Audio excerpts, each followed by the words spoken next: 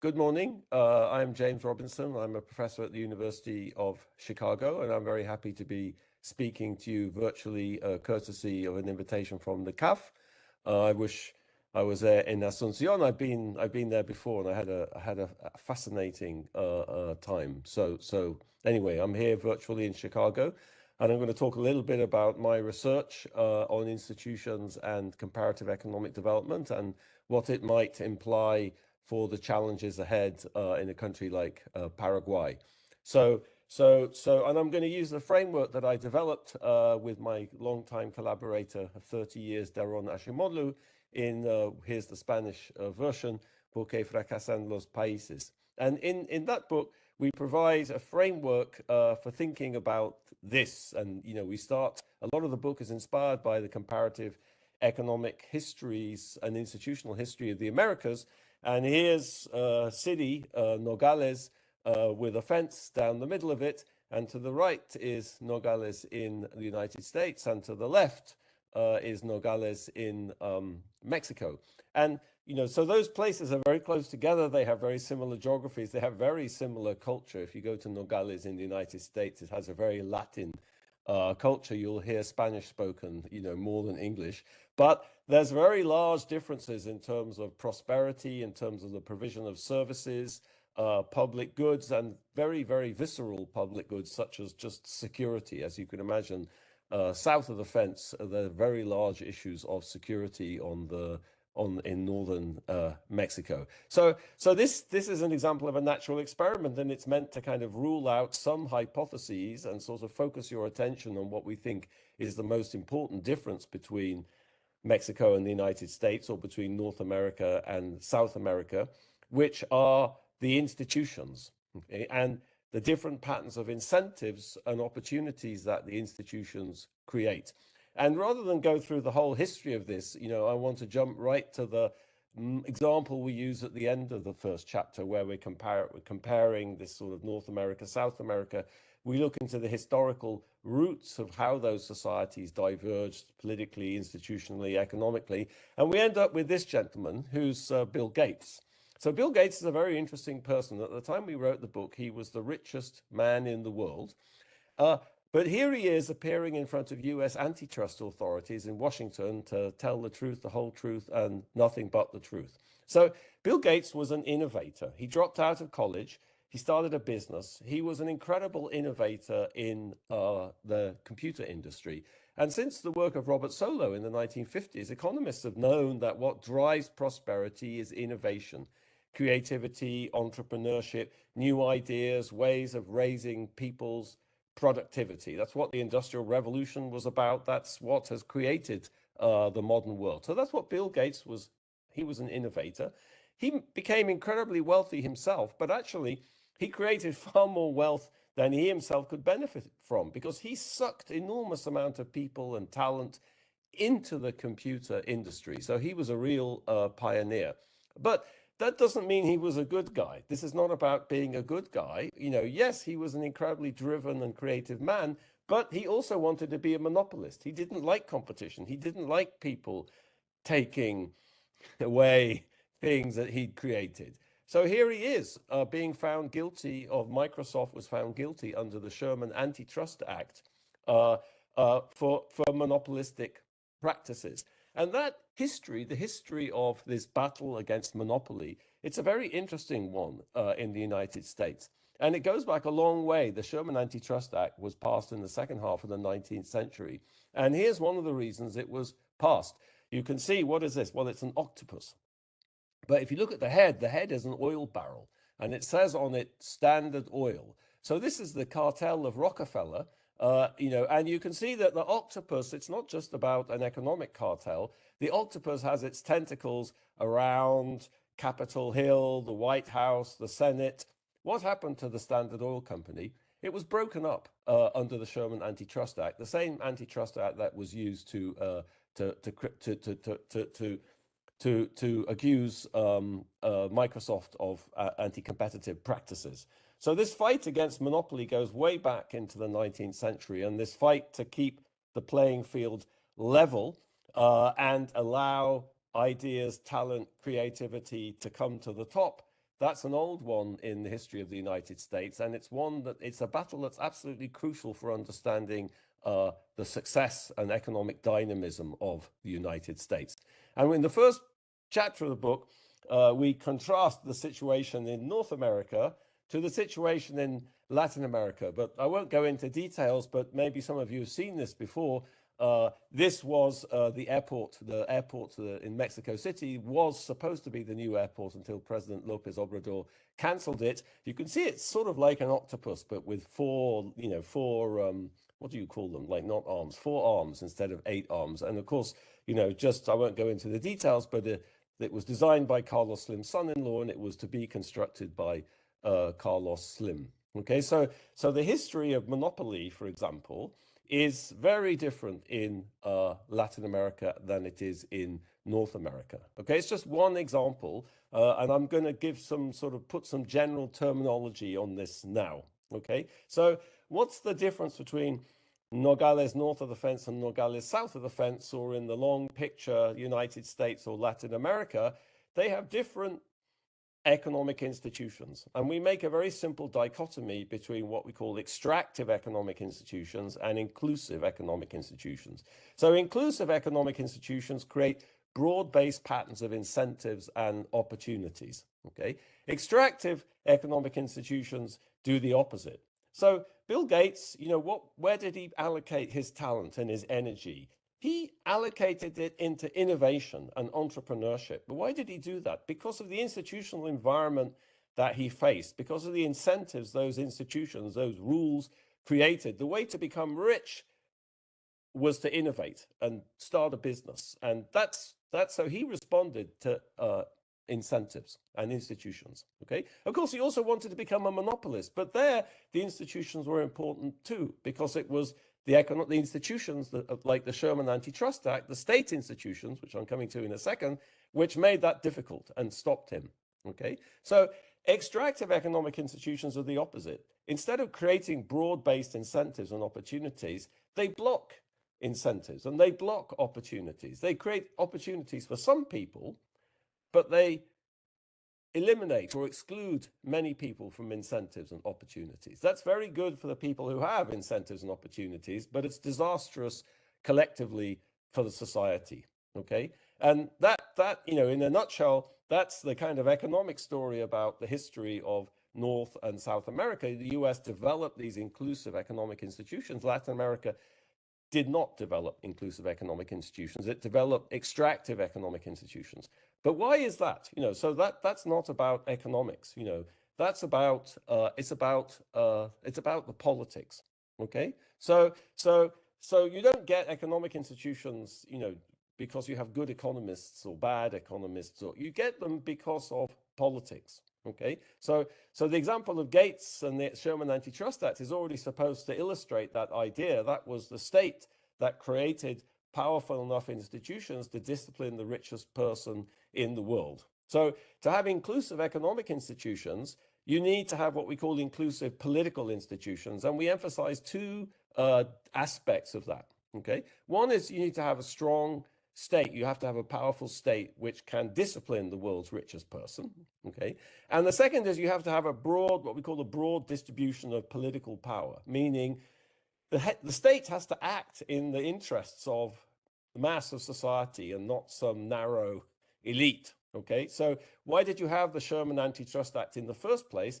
You had it because the United States was sufficiently democratic in the second half of the 19th century that popular pressure forced the state to regulate and control these monopolies. So it was the interaction of both building effective state institutions, what I'm calling strong state institutions, that could implement the Sherman Antitrust Act, and in a democratic context where those institutions were guaranteed to function in the interests of society.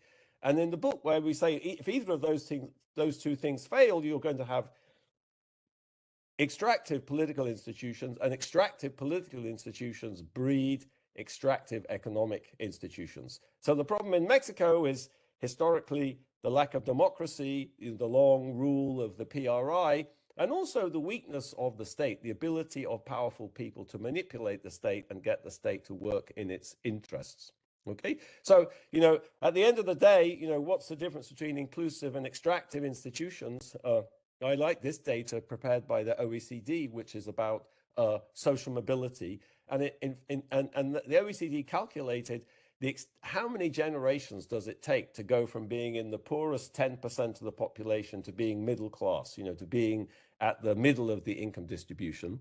In Denmark, in Scandinavia, that's 2 generations. You can go from being the poor to being middle class in 2 generations. In Latin America, that situation is radically different. It's 6 in Argentina and Chile. It's 9 in Brazil. They didn't make the calculation for Paraguay, so I don't know what the number is. And it's 11 in Colombia. So Colombia is the worst. So it takes about 200 years to go from being poor to middle class in Colombia. So if you started at the Battle of Boyacá, in 1819 when Colombia became independent, you just about made it today to the middle class. All right, that's a pretty amazing number.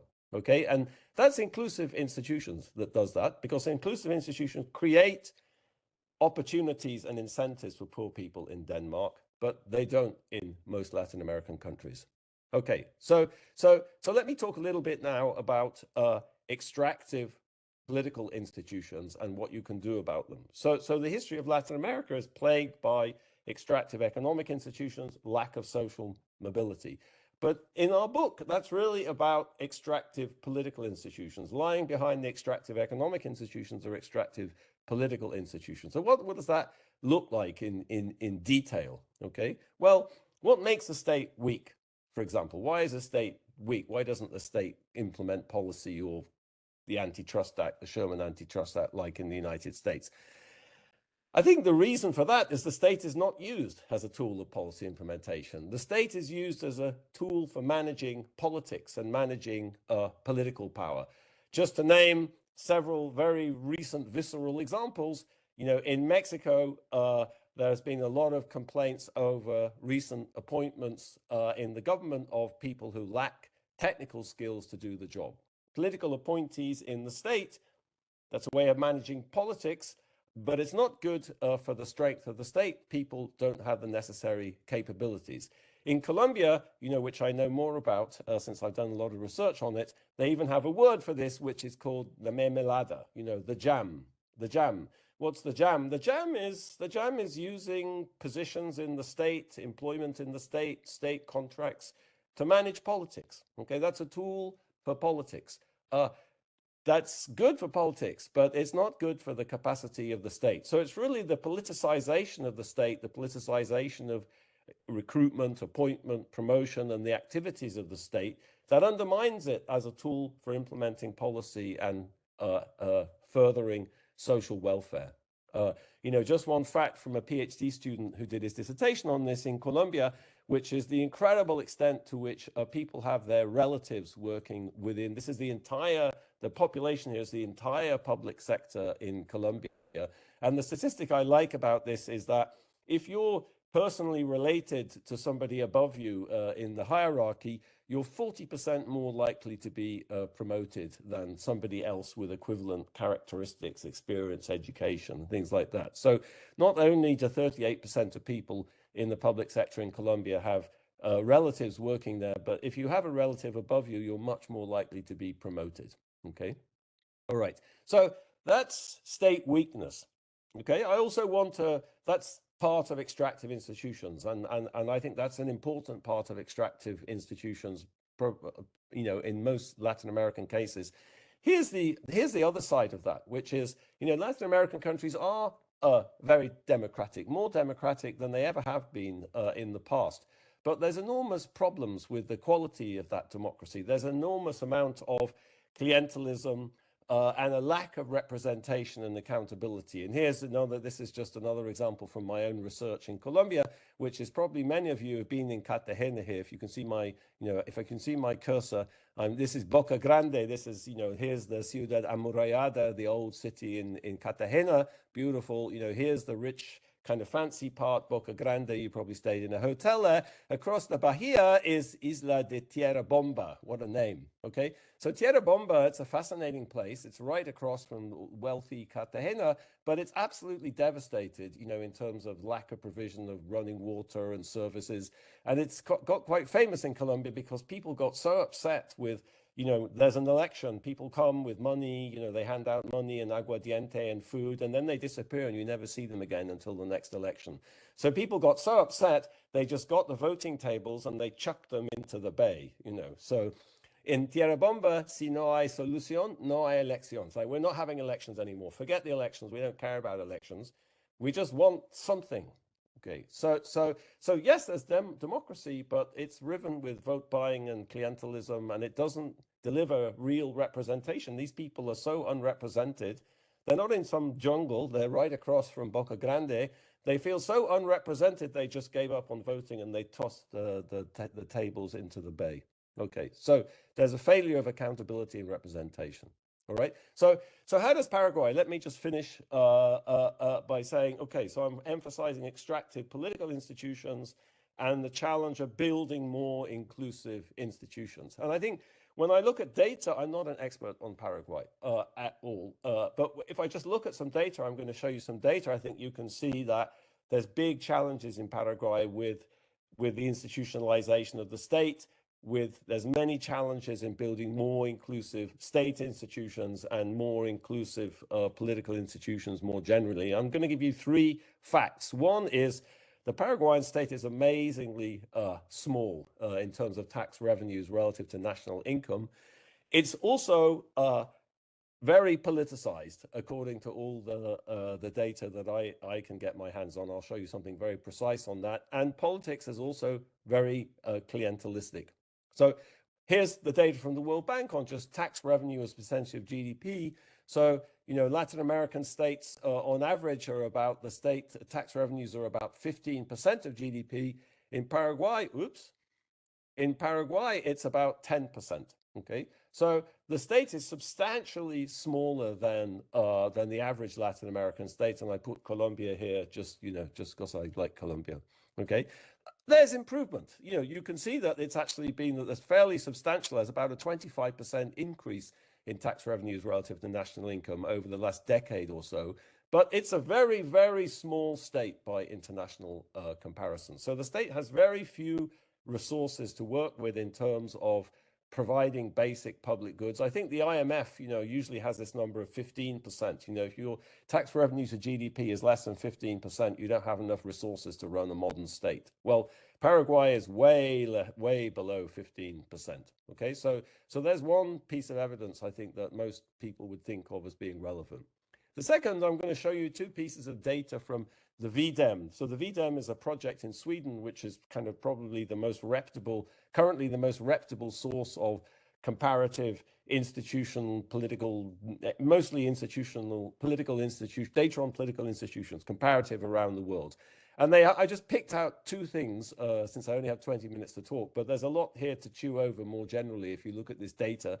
And they have one question where they try to collect information around the world on criteria for appointments, basically, in state administration. And they ask the question, to what extent are appointment decisions in the state based on personal and political connections as opposed to skills and merit? So I'm emphasizing in those examples I gave from Mexico and Colombia of, you know, a key aspect of building the capacity of the state or building inclusive political institutions is you have to depoliticize and depersonalize the state. That's the problem with the mermelada in Colombia. Okay, so VDEM actually collects information around the world on this, and you know, they code a variable which goes from 0, all appointment decisions in state administration are based on personal political connections, to 4, none of the appointments are made based on personal and political connections. And here's what the data looks like, and I just plot Latin America on average, that's the dark blue, Colombia in red,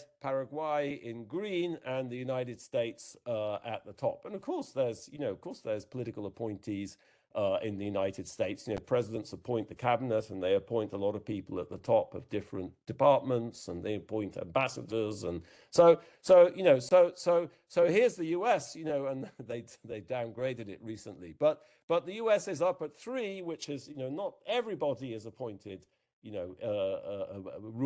But some people are appointed through political connections, and here's a Latin America blue, but you can see again, compared to, there's progress in Paraguay, and you can see over the last 20 years or so, there is progress in Paraguay, but Paraguay is substantially below the Latin American average. It's even below Colombia, and it's far below, North America. I could have put Canada on here or whatever. So I think to some extent, of course, every government needs to appoint people that they trust and who understand the nature of their project and their policy agenda within the state. So I think that's perfectly natural, and it's desirable. Okay,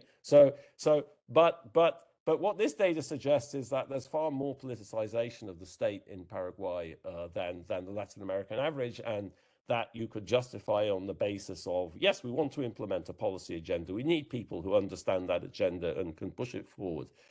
But there's more than that. Okay, and the other thing I emphasize talking about Tierra Bomba is just clientelism. Okay, so VDEM collects data on clientelism, and it's really trying to collect information on what does politics look like? To what extent is politics about targeted, favors, goods, services, jobs, money, in exchange for political support, or, instead of what political scientists would call more programmatic policy, meaning talking about public goods, talking about larger policy issues that affect all of us, not just about what's in it for me or what's in it for you. So they code the variable. This is a little bit more complicated, the aggregation of this. They collect lots of information on different things, and they aggregate it into an index. It's complicated to talk about the details of the index. But here's what the index looks like again for those same places.